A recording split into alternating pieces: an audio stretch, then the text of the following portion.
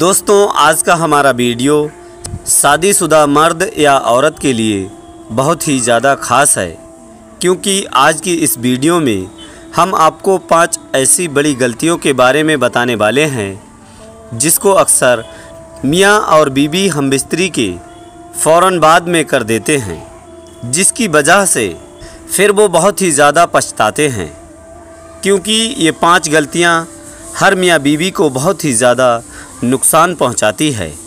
इसलिए अगर आप शादीशुदा हैं तो आप इस वीडियो को आखिर तक ज़रूर देखें और इन 5 गलतियों के बारे में जान लें, और आप कभी भी भूल कर भी हमबिस्तरी के फ़ौरन बाद इन गलतियों को कभी ना करें, वरना आपकी ज़िंदगी तबाह और बर्बाद हो सकती है।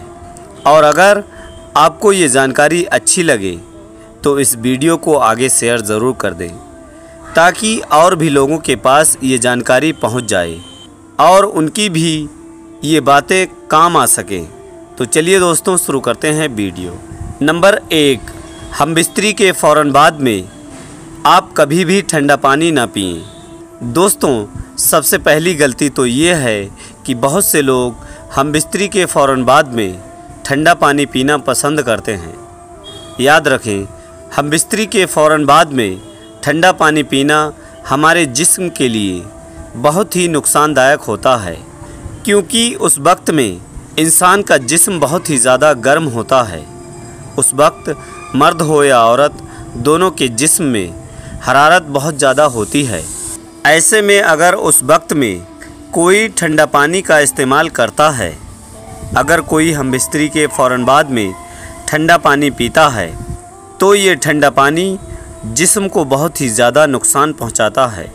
इससे इंसान को दमे की बीमारी यानी सांस की बीमारी भी हो सकती है।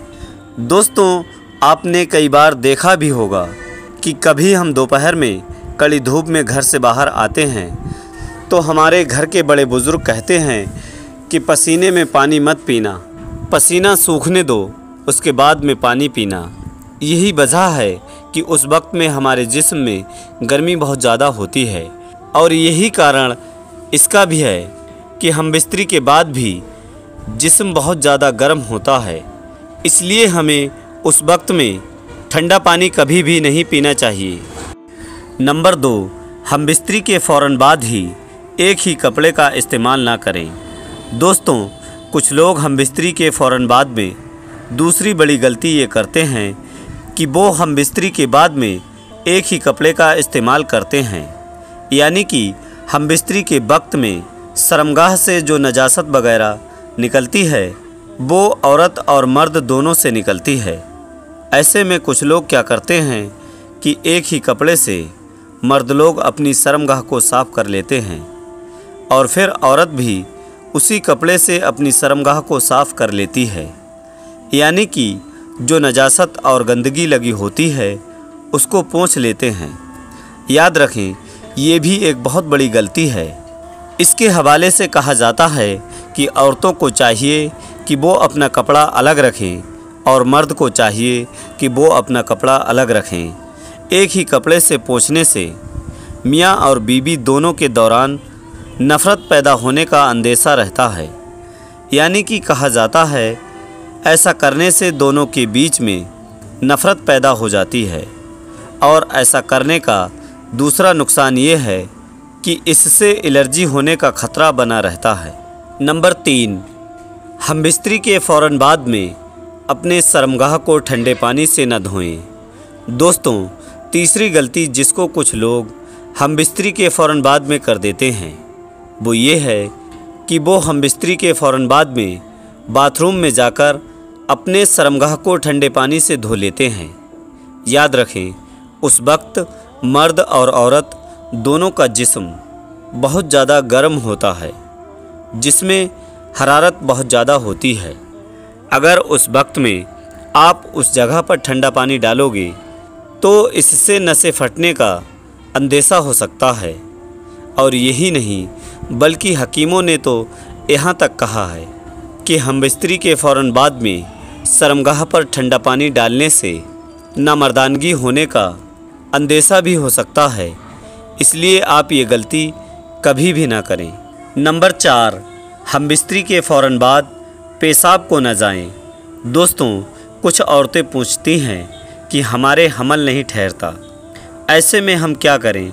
तो याद रखें, अगर आपको हमल नहीं ठहर रहा है तो आपको चाहिए कि आप हम बिस्तरी के फ़ौरन बाद में पेशाब करने के लिए न जाएं, यानी कि आप इस्तिंजा वगैरह करने न जाएं, क्योंकि आपको मालूम है कि हम बिस्तरी के वक्त में बच्चा पैदा करने वाली कुछ चीज़ें औरतों के रहम में जाती हैं।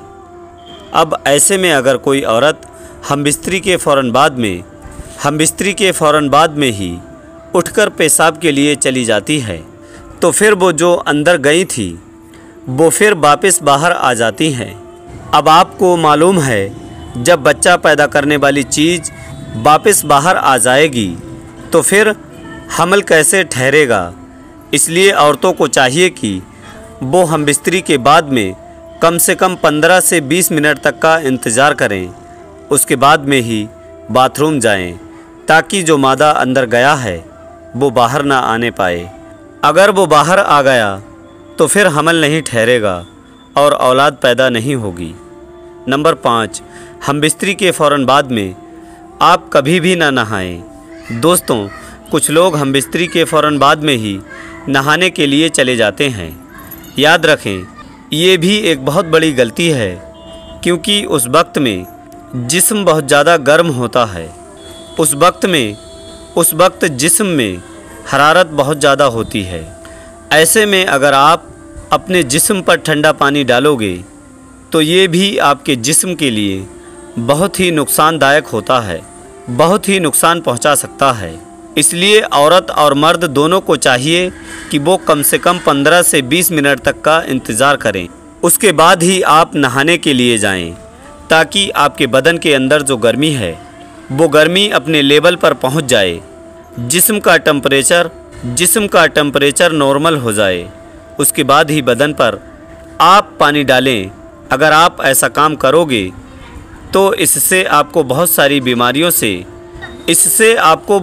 बीमारियां और बहुत सारी परेशानियां होने का अंदेशा रहता है। इसलिए आप कभी भी